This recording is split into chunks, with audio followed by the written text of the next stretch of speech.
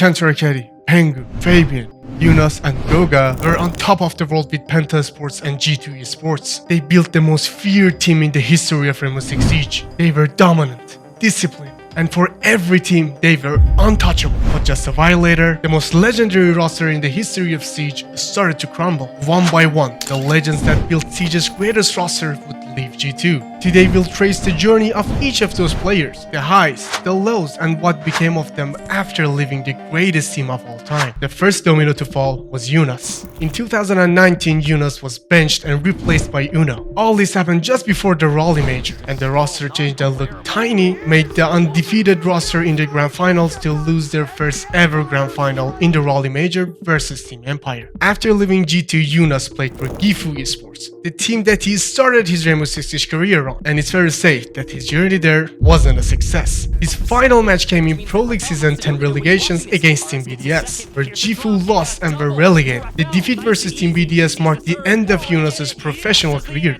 And BDS go into Pro League, Sisu relegated to Challenger League. In 2020, Joonas made a comeback to the professional scene of Rainbow Six Siege. Well, kind of. He stepped in to help Team Secret during the 6 Invitational 2020 qualifiers. But he made it clear this wasn't a comeback for him. I'm helping them on next week's invitational qualifiers. I'm not saying that I'm coming back, I'm just helping them in the qualifiers.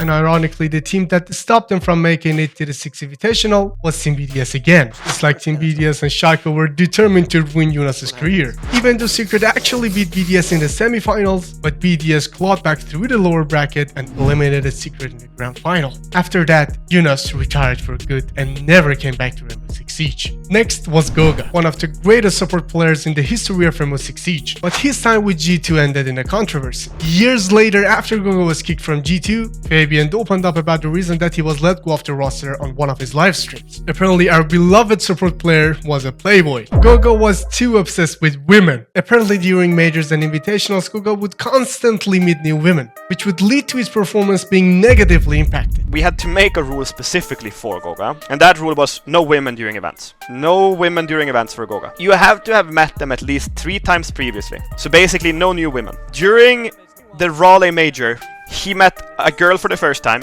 and he went and saw her every single day of the event while we were still in it. And we're not at events to meet women, we're at events to win. I cannot trust a player when this is what I'm seeing instead. I'm there to win, and if his priorities is on going up an hour early or staying up an hour later, then he has the wrong priority. Joonas, the first player to be kicked from the prime G2 roster, disagreed with the decision of Goga being kicked from G2. I completely disagree. Dropping the guy who is playing support, does all the shitty things that the team can throw at him, goes plant even though he knows that he's going to die, plays echo, goes to drones, watches Valkyrie camps, really good support. Disagree completely that was the problem why they didn't play well. He then joined Team Vitality, where his results were a shadow of his G2 glory days. At best, he placed 3rd in the French league. Hardly the level expected for the 2x6 Invitational champion. But let's pause Goga's story here and move on to Fabian for a second. You'll understand why. And next, it was Fabian's turn to leave G2. Deep into 2020, G2 isn't winning anymore. So on March 3rd, 2020, he was moved to an inactive position, or in other words, he was benched. And his run as a bench player didn't last long.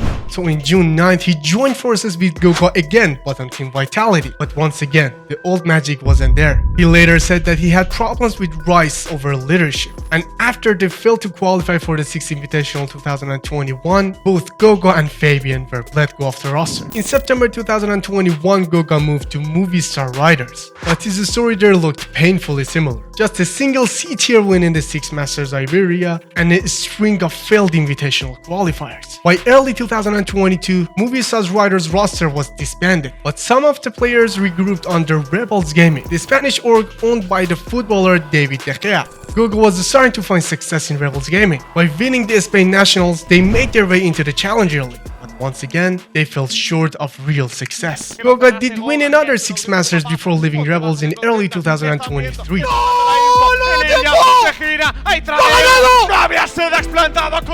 But his last stop was with KT, where he only played a couple of matches and only played one tournament with Vibrantly, the C-tier event that the team was even disqualified in it. And after that, Goga quietly retired. For a player once called the greatest support player in Siege history, his past G2 era was nothing short of tragic. So let's carry on with Fabian's story after he left Team Vitality. Fabian wasn't ready to walk away just yet. In 2021, he formed what some called the Super Team under the banner Delta Project. The roster included familiar faces like Kantoraketti and Pengu, briefly assisting with the goal of qualifying to the European Challenger League. But despite the hype, Delta Project didn't really live up to the expectations. They failed every attempt at the Challenger League qualifications, and the team quietly disbanded without leaving a mark. This was the end of Fabian's professional career as a player. And from 2022 until 2024, Fabian helped the broadcast team as an analyst. And later on September 12, 2022, he returned to G2, this time as a head coach. And just a few months into coaching G2, he led them to win the 6th Invitational 2023, bringing G2 back to the top of Siege. This trophy made Fabian a 3-time 6th Invitational winner, 2 times as a player and once as a coach. After his results in G2 started to dip again, he didn't stop coaching. He just switched teams and started coaching PSG Talon and then M80, where he remains today. From fallen leader to world-class coach, Fabian is the only member of the Prime roster still active at the top of the scene, and Kantoraketti was the next member of the Prime G2 roster to leave G2. In June 10th, 2021, Kantoraketti was moved to an inactive position, and in September 11th, he left G2 Esports. He briefly played alongside Fabian in the Delta project as we previously mentioned, but the team had no success. Then in March 2022, Kanto joined Rogue. At first, it looked like he would share the same fate as his old teammates, mediocre at best. But in June, Rogue picked up Spoit, and suddenly everything changed. With Kanto and Spoit,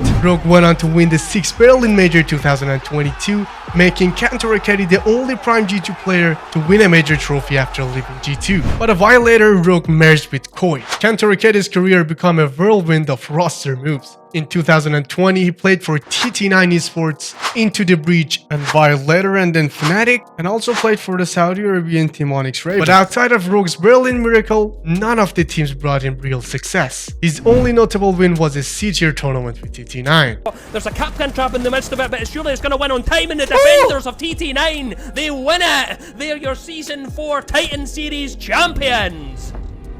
Kantoraketti is the only player of this roster who hasn't officially retired as a professional player, so hopefully we might see Kantoraketti play Siege as a pro player again. Finally, it was Pengu's time to leave. In March 2021, even though he was already benched and wasn't playing competitively anymore, he officially retired from Rainbow Six Siege, saying he had achieved everything he wanted as a player. He briefly signed with G2 Esports as a content creator, but quickly shifted to casting. After the tragic death of beloved caster Kickstar, Pengu stepped into the booth alongside Intero. His knowledge, charisma, and the championship pedigree made him an instant fan favorite. Since then, Pengu has become one of Siege's premier voices, even winning multiple awards for his work as a caster. He did briefly assist Fabian's Delta project, but just like what Joonas did with Team Secret, that wasn't a comeback one. That was just helping out friends. And aside from being a caster, Pengu joined PLC Talon in 2024 as a content creator. Joonas retired quietly, Goga's career ended in a disappointment, Fabian reinvented himself as a world-class coach, Kantoraketti found one last spark of glory in Berlin with Rogue, and Pengu the king himself became the voice of Siege alongside Intero.